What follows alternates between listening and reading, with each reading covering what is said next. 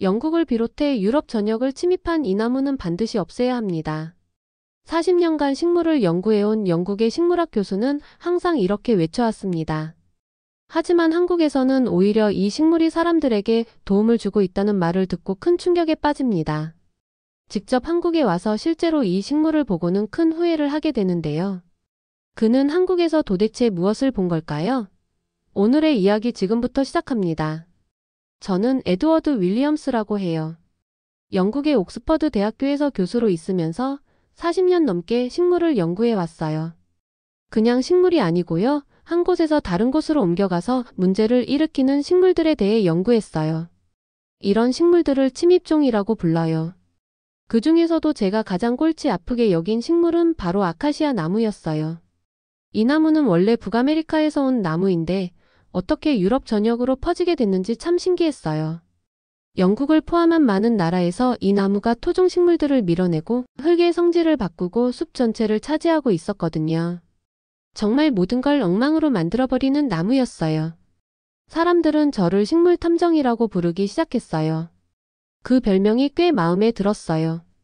유럽 곳곳을 다니면서 이런 침입 식물들을 연구하고 막으려고 노력했거든요.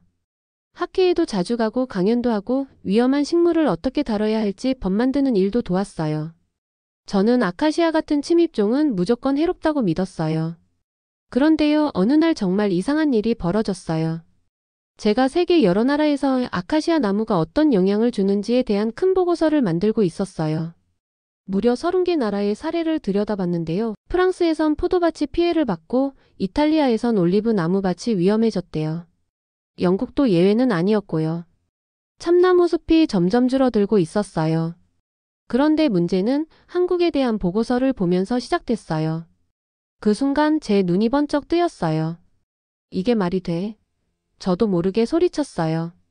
한국에서는 아카시아 나무가 전혀 문제가 아니라는 거예요. 오히려 사람들에게 도움이 된다고 나와 있었어요. 벌꿀을 만드는 데 쓰이고 토양도 좋게 만든대요.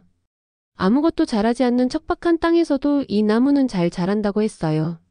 말도 안 돼. 저는 중얼거렸어요. 이 나무는 생태계를 파괴하는 나무인데 어떻게 도움이 된다는 거지? 도저히 믿을 수가 없었어요.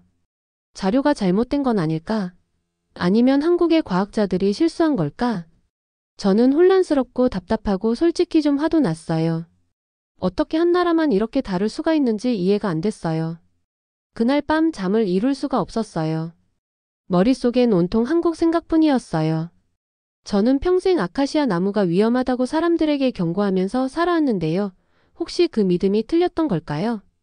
다음 날 아침, 저는 제 사무실에 들어가 벽에 걸린 세계 지도를 바라봤어요.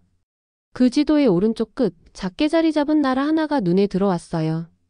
한국이었어요. 그 순간 저는 결심했어요. 한국에 직접 가야겠다고요. 내 두 눈으로 확인해야겠다고 마음먹었어요. 은퇴까지 2달밖에 안 남았지만 이건 그냥 넘길 수가 없었어요. 저는 진실이 알고 싶었고 제 믿음이 틀렸는지 아닌지를 확인하고 싶었어요. 그래서 비행기 표를 바로 예약했어요. 한국에 도착했을 때 저는 창밖을 바라봤어요. 가장 먼저 눈에 들어온 건 초록색이었어요. 산마다 나무가 가득했어요. 언덕도 산도 공항 주변 땅까지 나무들로 가득했어요. 그 중에 아카시아 나무도 많았고요. 그런데 그 나무들이 병들어 보이거나 어색해 보이지 않았어요. 오히려 건강해 보였고 싱싱하고 살아있는 느낌이었어요. 마치 그림 속으로 걸어 들어간 느낌이었어요. 가슴이 두근두근했어요. 드디어 도착한 거였어요. 그렇게 저의 마지막 여정이 시작됐어요. 제가 지금까지 알고 있던 걸 완전히 뒤바꿔 놓을 이야기였어요. 이 모든 건 문제만 일으킨다고 믿었던 나무를 희망의 나무로 바꿔놓은 작은 나라, 한국에 대한 이상한 보고서 하나에서 시작됐어요. 그땐 몰랐지만 한국은 저한테 정말 중요한 걸 가르쳐줄 준비를 하고 있었던 거였어요. 짐을 찾고 밖으로 나왔을 때 공기는 정말 상쾌했어요. 살짝 부는 바람도 기분 좋았고요. 잠깐 그대로 서서 그 풍경을 온몸으로 느꼈어요. 그러고 나서 저는 렌터카를 빌려서 단양이라는 곳으로 향했어요. 한국에서 아카시아 나무가 가장 많이 자라는 지역 중 하나가 단양이라고 읽었거든요. 한국의 비밀을 이해하고 싶다면 거기서 시작해야 한다고 생각했어요. 운전은 몇 시간이나 걸렸어요. 그런데 가는 길 내내 계속 이상한 걸 느꼈어요. 산이 참 많았는데 산마다 나무들이 촘촘히 자라고 있었어요. 그런데 자세히 보니까 그냥 나무가 아니라 전부 아카시아 나무였어요. 나무의 모양이나 하얗게 핀 꽃을 보니까 금방 알 수 있었어요. 5월이라 꽃이 활짝 피어 있었던 거예요. 고속도로 중간에 쉬는 곳이 있어서 차를 세우고 나무를 더 가까이 보기로 했어요. 차 문을 열자마자 달콤한 향기가 훅 하고 밀려왔어요. 강하지만 기분 좋은 냄새였어요. 꿀과 꽃이 섞인 것 같은 향이었죠. 언덕 위쪽을 올려다보니까 벌들이 나무 사이를 바쁘게 오가고 있었어요. 마치 예전 제 실험실에서 제가 그랬던 것처럼요. 산책로를 따라 조금 올라가다 보니 어떤 할머니 한 분이 계셨어요. 넓은 챙이 달린 모자를 쓰고 큰 비닐봉지를 들고 계셨어요. 아카시아 꽃을 따고 계셨죠. 궁금해져서 조심스레 한국어로 물어봤어요. 이 꽃으로 뭐 하세요? 할머니가 활짝 웃으시면서 말씀하셨어요. 부침개 해먹어요. 아주 맛있어요. 부침개요? 아카시아 꽃으로 부침개를 만든다고요? 그 말에 정말 깜짝 놀랐어요. 영국에서는 침입식물에서 뭐 먹는다는 건 상상도 못하거든요. 할머니는 몇 송이를 따서 제게 건네주셨어요. 하나를 손에 들고 냄새를 맡아봤는데 정말 부드럽고 달콤한 향이 났어요. 할머니는 웃으시면서 좋죠? 라고 하셨어요. 저는 고개를 끄덕였어요. 아직 이해는 안 됐지만 뭔가 새로운 생각이 들기 시작했어요. 제가 나쁘다고만 생각했던 이 나무가 이분에겐 일상이고 선물이었던 거예요. 위협이 아니라 고마운 존재였던 거죠.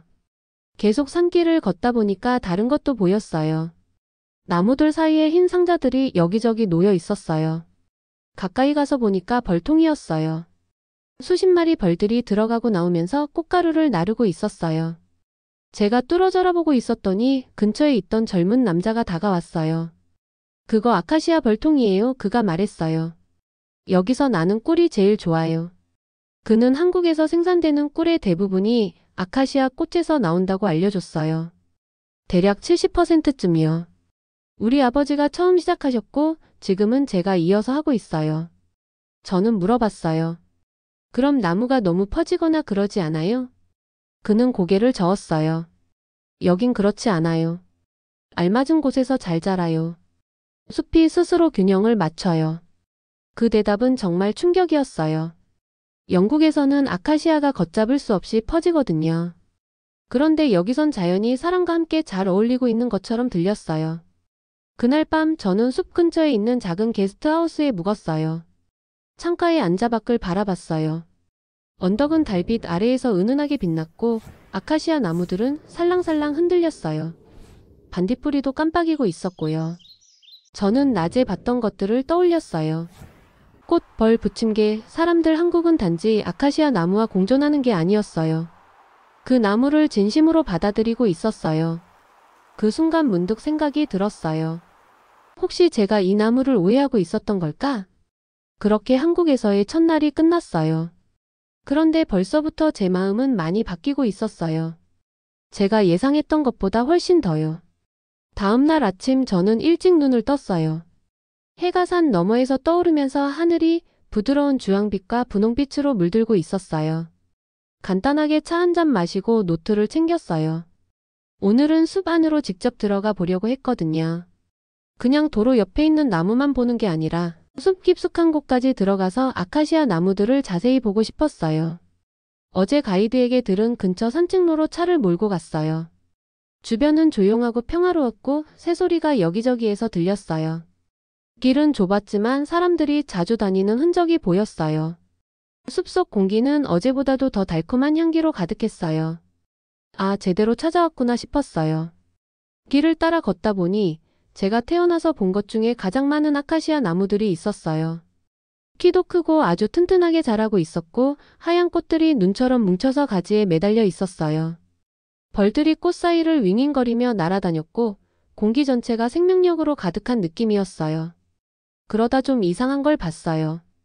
아카시아 나무 바로 옆에 다른 나무들도 같이 자라고 있었던 거예요. 소나무, 참나무, 3번 나무까지요. 이건 제가 예상했던 모습이 아니었어요. 영국에서는 아카시아가 자라기 시작하면 다른 식물들은 다 사라지거든요. 그런데 여기 한국에선 여러 나무들이 함께 잘 자라고 있었어요. 저는 땅에 무릎을 꿇고 흙을 만져봤어요. 부드럽고 영양이 많은 흙 같았어요. 영국에서 아카시아 나무 아래에서 만져본 땅은 항상 건조하고 모래 같았는데 말이죠. 흙 샘플을 하나 챙겨두긴 했지만 그 자리에서 바로 느꼈어요. 이곳의 땅은 훨씬 건강했어요. 조금 더 걷다가 작은 삽과 배낭을 들고 걸어오는 남자를 만났어요. 딱 봐도 나무를 연구하는 사람처럼 보였어요. 인사를 나누고 보니 이름은 정윤석이라고 했고 서울에서 온 생태학자였어요. 이 숲을 몇 년째 연구하고 있다고 했어요. 우리는 함께 숲속을 걸으면서 이야기를 나눴어요. 그는 1970년대에 아카시아 나무를 심었던 장소를 보여줬어요. 그때는요, 그가 말했어요. 이 땅이 거의 황무지였어요. 흙도 없고 돌덩이뿐이었죠. 사람들이 숲을 되살리기 위해 정말 애썼어요. 그는 한국 정부가 아카시아처럼 빨리 자라는 나무를 심어서 토양 유실을 막고 땅을 되살리려고 했다고 설명해 줬어요. 결과가 좋았어요. 그는 어린 참나무를 가리키며 말했어요. 이제는 토종나무들이 스스로 돌아오고 있어요. 저는 정말 놀랐어요. 영국에서는 아카시아가 한번 자라기 시작하면 절대 멈추지 않을까봐 걱정하거든요. 그런데 여기선 아카시아가 천천히 물러나고 있었어요. 자연이 스스로 균형을 되찾고 있었던 거예요. 그는 이렇게 말했어요. 아카시아는 선구자예요. 다른 나무들이 자랄 수 있도록 땅을 준비해줘요. 그 말이 제 마음에 깊이 박혔어요. 혹시 이 나무가 괴물이 아니라 단지 환경과 사람이 맞아떨어져야만 좋은 역할을 하는 존재일 수도 있겠다는 생각이 들었어요. 그와 헤어지기 전에 그는 저에게 이렇게 말했어요. 우리 아버지를 한번 만나보세요. 이 지역에서 아카시아를 처음 심었던 분이에요. 지금은 은퇴하셨지만 이 숲의 역사라면 누구보다 잘 아세요. 저는 바로 고개를 끄덕였어요. 이 나무가 한국에서 어떤 이야기를 갖고 있는지 진짜로 이해하고 싶다면 그 역사를 직접 겪은 분과 이야기해야 했거든요. 그날 오후 저는 알려준 길을 따라 가까운 마을로 향했어요. 정윤석 씨의 아버지는 언덕 아래 조용한 나무집에 살고 계셨어요. 마당엔 나무랑 허브, 들꽃들이 가득했어요. 그 가운데엔 햇빛을 받으며 반짝이는 아카시아 나무 한 그루가 서 있었어요. 아직 한마디도 나누지 않았는데도 저는 느낄 수 있었어요. 이분에겐 반드시 들어야 할 이야기가 있다는 걸요. 저는 천천히 그 집 쪽으로 걸어갔어요. 나무로 된 마루판이 제 발밑에서 삐걱거렸고요. 키 큰 풀 사이로 바람이 살랑살랑 지나가고 있었어요. 하늘 위로는 새들이 날아다니고 있었고요. 마당 한가운데에는 오래된 아카시아 나무 한 그루가 조용한 수호자처럼 서 있었어요. 하얀 꽃들이 햇빛을 받아 반짝거리고 있었죠. 저는 문을 조심스럽게 두드렸어요. 몇 초쯤 지나서 문이 열렸고요. 이른쯤 되어 보이는 남자분이 저를 바라보셨어요. 얼굴엔 세월의 자국이 느껴졌지만 눈빛은 맑고 호기심으로 가득했어요. 처음엔 아무 말도 하지 않으셨어요. 그래서 제가 먼저 인사를 했어요. 안녕하세요. 저는 에드워드라고 해요. 영국에서 왔어요. 아드님이 저한테 아버지 이야기를 해주셨어요. 그분이 살짝 웃으시면서 말씀했어요. 아, 외국에서 온 식물 박사구나. 들어와요. 이분의 이름은 정종태였어요. 우리는 나무로 된 대청에 앉았고 그분이 차를 따라주셨어요. 조용하고 평화로운 시간이었어요. 저는 왜 한국에 오게 됐는지 지금까지 제가 본 것들에 대해 이야기했어요. 그분이 천천히 고개를 끄덕였어요. 아카시아 보러 온 거죠? 맞아요, 제가 말했어요. 전에는 아카시아가 문제 있는 나무라고 생각했어요. 근데 한국에서는 뭔가 좀 달라 보여요. 그분은 마당에 있는 나무를 바라보셨어요. 70년대에는 이 언덕들에 거의 아무것도 없었어요. 돌하고 먼지만 있었지. 전쟁 끝나고 사람들이 나무를 다 베어다가 땔감으로 썼거든. 비가 오면 홍수나 산사태가 나고 진짜 심각했어요. 나무가 시급했죠. 그분은 정부가 사람들에게 어린 아카시아 묘목을 나눠줬다고 설명해줬어요. 우리가 하나하나 손으로 심었어요. 하루 이틀이 아니고 매일같이. 힘들었지만 다른 선택이 없었어요. 저는 집중해서 들었어요. 그분 목소리는 차분했지만 안에는 깊은 감정이 담겨 있었어요. 그냥 나무 이야기가 아니었어요. 그건 살아남기 위한 이야기였어요. 처음엔 생태학이 뭔지도 몰랐어요. 그분이 말했어요. 다만 아카시아는 빨리 자랐고 뿌리가 흙을 잡아줬고 꽃은 벌한테 먹이를 줬죠. 그리고 사람들도 시골을 떠나지 않게 됐어요. 제가 여쭤봤어요. 그때 혹시 나중에 문제가 될 거라고 걱정한 사람도 있었나요? 그분은 어깨를 으쓱했어요. 걱정한 사람도 있었죠. 근데 우리는 지켜봤어요. 시간이 지나면서 숲이 변했어요. 참나무, 소나무가 돌아왔고요. 아카시아가 개들을 밀어내지 않았어요. 오히려 자리를 내줬어요. 그분이 자리에서 일어나 마당 끝을 가리켰어요. 저기 나무들 보이나요? 20년 전엔 전부 아카시아였어요. 근데 지금 봐요. 참나무도 있고 벚나무도 있고 단풍나무도 있어요. 저는 그 말을 듣고 직접 그 숲을 봤어요. 정말이었어요. 숲이 천천히 하지만 확실히 변하고 있었어요. 땅이 회복되고 있었어요. 정 선생님이 저를 바라보면서 말했어요. 아카시아는 영원히 나무라고 심은 게 아니에요. 도와주려고 심은 거였어요. 시작이었죠. 그 말이 저한테 크게 와닿았어요. 저는 누군가가 침입종을 이렇게 따뜻하고 존중하는 마음으로 말하는 걸 처음 들었어요. 우리는 산과 홍수 이야기, 땅이 얼마나 바뀌었는지 등등 그분 인생 이야기를 더 나눴어요. 예전에 떠났던 이웃들이 다시 돌아와서 꿀도 따고 약초도 키우고 과일나무도 심는 이야기까지 들려주셨어요. 그 집을 나올 땐 해가 지고 있었어요. 하늘은 황금빛이었고 아카시아 꽃들은 별처럼 빛났어요. 그날 밤 게스트하우스에 돌아와서 저는 모든 걸 노트에 적었어요. 정 선생님을 만나면서 저는 예상 못했던 걸 얻었어요. 바로 희망이었어요. 과학이 항상 문제만 다뤄야 하는 건 아니었어요. 이야기도 될 수 있었고 귀 기울이는 일이 될 수도 있었고 다른 시선에서 배울 수도 있었어요. 그리고 그걸 가장 많이 가르쳐 준 건 다름 아닌 한국이었어요. 다음 날 아침 저는 오랜만에 느껴보는 설렘으로 눈을 떴어요. 그동안 수십 년 동안 식물을 연구하고 학회에 다니고 논문을 써왔는데요. 그런데 지금은 한국 시골의 작은 게스트하우스에 있으면서 온 마음이 숲으로 다시 들어가고 싶다는 생각뿐이었어요. 아침 먹기 전에 먼저 밖으로 나와서 기지개를 켰어요. 하늘은 맑았고 새들은 벌써 노래를 부르고 있었어요. 바람에는 여전히 아카시아 꽃의 은은한 향기가 실려 있었어요. 저는 노트를 펼쳐서 그동안 적어놓은 페이지들을 넘겨봤어요. 며칠 사이에 정말 많은 게 달라졌더라고요. 정 선생님 댁 근처 산책로로 다시 가기로 마음먹었어요. 이번에는 그냥 눈으로 보는 게 아니라 진짜 데이터를 수집하고 싶었어요. 작은 토양 검사 키트랑 확대경을 챙기고 발걸음을 옮겼어요. 숲속 깊이 들어가자 아카시아 나무가 오래도록 자라온 자리가 보였어요. 근데 뭔가 달랐어요. 나무들 사이에 고사리도 자라고 있었고 들꽃도 피어 있었고 아주 작은 참나무 묘목들도 보였어요. 저는 나뭇잎을 살짝 치우고 땅을 만져봤어요. 흙은 어둡고 부드러웠고 영양이 풍부해 보였어요. pH랑 질소 수치를 테스트해봤는데 거의 완벽했어요. 너무 산성도 아니고 너무 건조하지도 않았어요. 영국에서 아카시아 나무 아래에서 봤던 망가진 흙과는 완전히 달랐어요.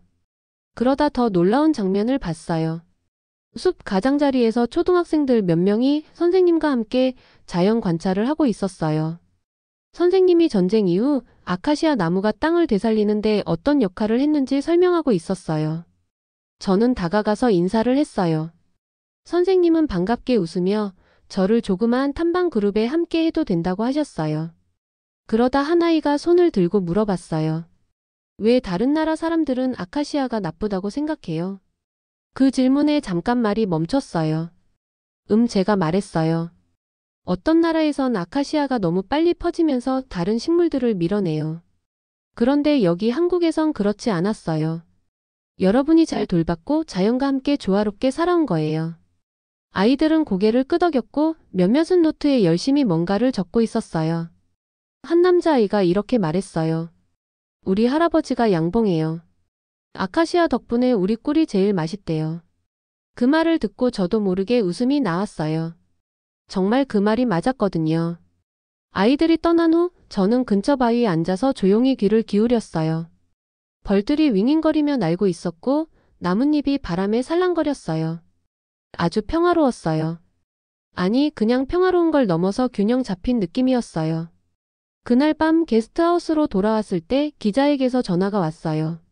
어떻게 제 소문이 퍼졌는지 한국에서 아카시아를 연구 중인 외국인 과학자가 있다는 이야기가 뉴스에 전해졌대요.